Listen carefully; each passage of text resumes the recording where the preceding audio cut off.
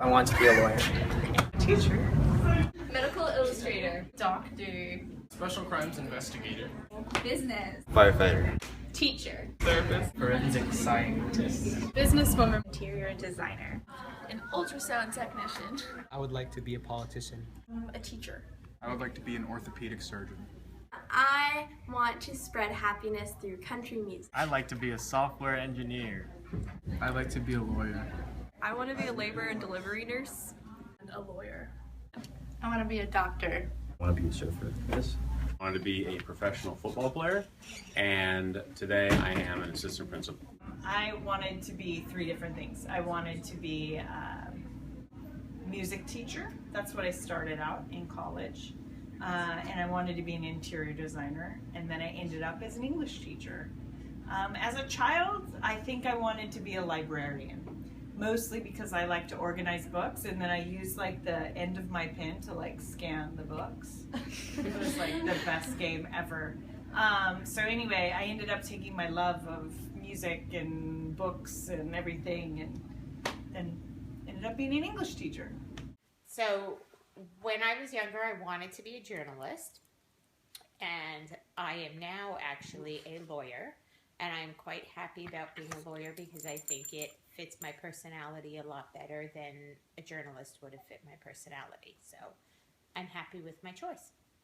Perfect housewife. What are you now? Medical assistant. Do you have any future plans? I study sociology in college, so I hope to go back to school and get master's in social work. So when I was younger, about when I was in 7th grade, I wanted to be a teacher, teaching history, obviously. And then when I was in college, I had a freak out moment and wanted to be an archaeologist. And I actually sat with one of my professors and talked about being an archaeologist because he was, and he worked at Maya sites and in Egypt and all this stuff. And what I came to realize is I would get a PhD in sift dirt, and I realized I wanted to talk about the artifacts, not just find them. So then I became a teacher. Cool. Oh, when I was growing up, I always wanted to be an attorney. My father was an attorney, and I liked what he was doing, but I wanted to do something a little different. He was more of a criminal personal injury attorney, and I just wanted to do work on issues that involved real property. I wanted to be a real estate lawyer, and it turned out that I got out of law school and I could not find a job. No one wanted to hire me because I didn't know anything yet. So I decided, you got to just make things happen yourself through hard work and perseverance. So I decided I'm just going to have my own law office and I'll be my own lawyer. And then I finally was able to get a job for a mortgage company. And I've been doing that since like 1997.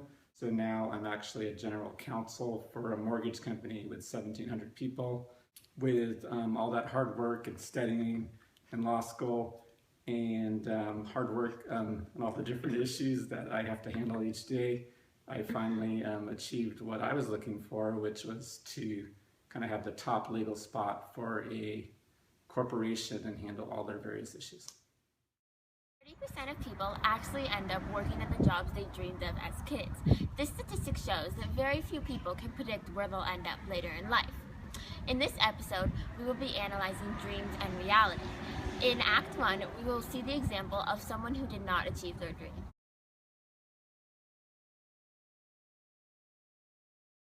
Obviously, pursuing your dream is not easy. You are forced to make a decision of whether to change career paths or pursue your dream through whatever it takes, including extra education or even friction unemployment, which is workers who seek a certain type of job and are choosing to be unemployed until they achieve that job.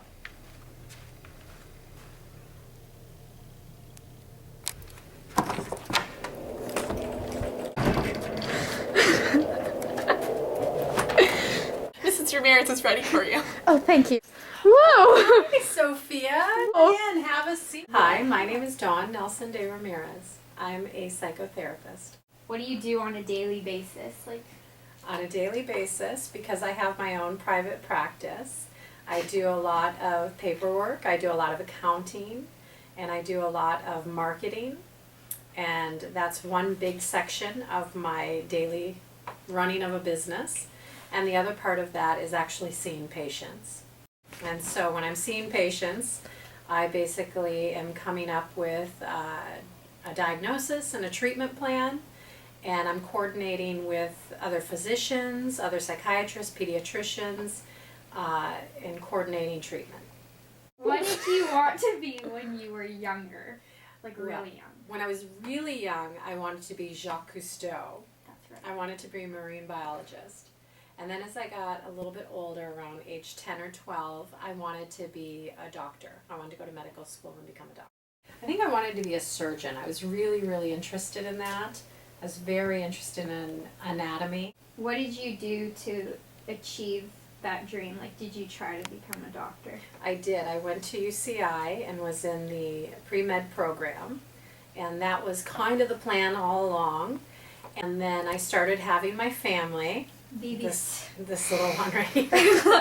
And, I was looking at some of my fellow students that were a little further ahead of me, and I thought, wow, that's a long haul, and I don't know that I have the, I don't know that that fits into my plan anymore. So I made an adjustment, and I actually went and got a criminology and law degree.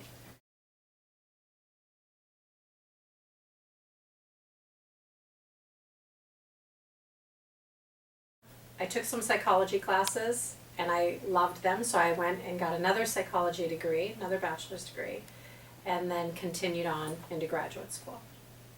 Okay. So I shifted course because I was having a family.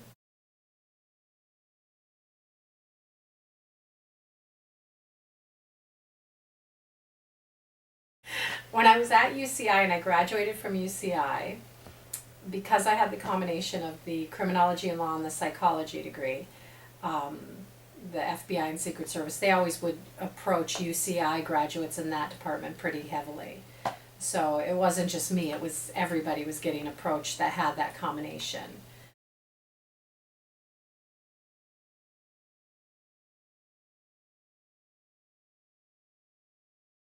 Are you happy with where you're at and what you do?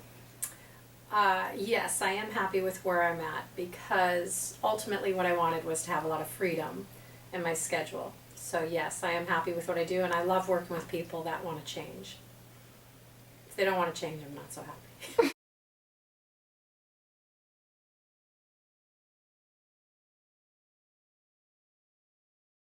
You were saying 70% of people end up not following their dream. Yeah. And my counter to that would be that I don't know that it's not that they didn't follow their dream as much as your dreams change. Your desires and what's important to you and your priorities start to change. And so you make the adjustments based off of that. As you get older, different things become more important. So it's not that you didn't follow your dream, it's that perhaps your dream starts to adjust.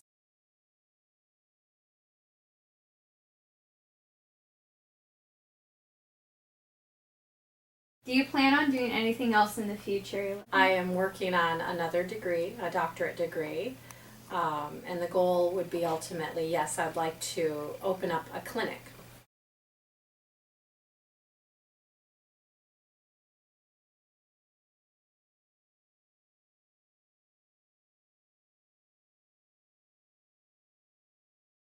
In the second act, we will see an example of someone who achieved their dream and how it affected their life. What did you want to be when you were a little kid? When I was a little kid, let's say around 5 years old, scientist.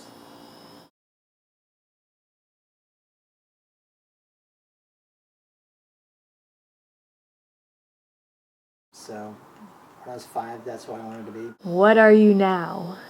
Right now, my job, I'm a consulting engineer, geoscience field, geology, geophysics, geotechnical engineering. When I transitioned from high school to college, first year I didn't know what I wanted to do, kind of taking general classes. I was always good in math and science, so I knew I wanted to go into a career that kind of was a math science oriented career. And I like the outdoors. I'd always go camping once a year at least with my family, and I enjoyed the outdoors. And I heard about geophysics from my brother's roommate in college was a geophysicist. So he kind of introduced me to the idea, and I took a couple classes in college and decided that I liked it. So that's I did know what a geophysicist was when I first entered college, and kind of fell into it, I guess, and found out I liked it, and that's kind of how I got to where I'm today with my job. What's a typical day like for you? Typical day is either going out in the field and collecting the data for analysis, or being in the office where we type up our reports or do presentations or present the data to clients. So it varies. For example, if you're building a high-rise building downtown, we'd go out and do investigations, look at the soil conditions, and come up with designs for foundations for the structure that you're building. We could also do seismic type analysis, where we look at faults and the hazards they may pose to structures like downtown buildings. We look at analyze faults, how far away they are from the building, and come up with hazard analysis, where we look at the shaking the fault could produce. So structural engineers who build the buildings can design for the forces of the different faults.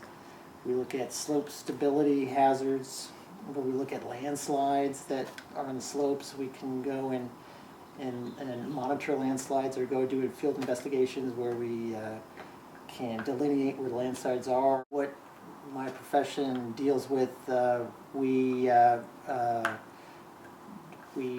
do site characterizations, geologic characterizations that would pertain to large-scale projects. I use quite a bit to look at different geophysical techniques that we can use.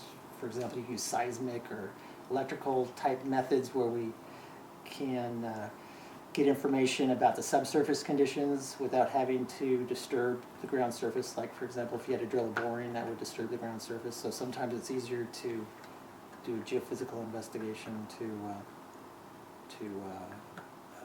investigate what's under the ground. So you can design your facility, or look for faults, or look for groundwater.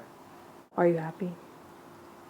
Am I happy with my job? Is that the question? Yes. It's a very it's a good job. I would say there's not too many kind of engineering geophysics jobs. There's not a whole heck of a lot of them out there, but I think it's a very good career to go into. It's there's a lot of variety in it. You're not doing the same thing every day, so there's some, you're always stimulated, and you get to go to a lot of different interesting projects and sites, and so I enjoy my job.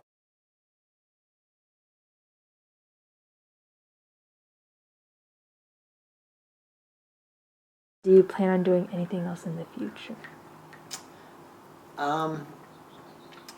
I guess in the near future, I don't plan on doing anything else. I have 3 kids, so I'd like to get them through college first, which costs a lot of money, if you haven't already guessed. So I have to continue working on what I'm doing. Once the kids are out of college and the bills are mostly taken care of, maybe pull back and work as a consultant, maybe more part-time than full-time. And then ultimately the goal is to buy a beach house someplace right on the beach, and then open up a souvenir stand and sell souvenirs. When people commit fully to their dreams, they can end up happy and proud of the efforts they put in to end up a certain way. Valerie Lukanova and Justin Dedica committed fully to their dreams of looking like the dolls Ken and Barbie. After all of their surgeries and whatnots, they are proud to have followed their dreams because of what they have received from it. As children, what we want to be when we grow up can change for a number of reasons. Whether it be because of money, opportunities, or interest in another field, our wants and abilities can change to accommodate our current situation. Even if our dreams are achieved, the way in which we achieve them can be different than what we originally expected. Based on these stories told by these individuals, we can see that our childhood dreams are actually achievable. Although 70% of people don't actually end up chasing their childhood dream, it is possible to find happiness in what you end up doing as an adult.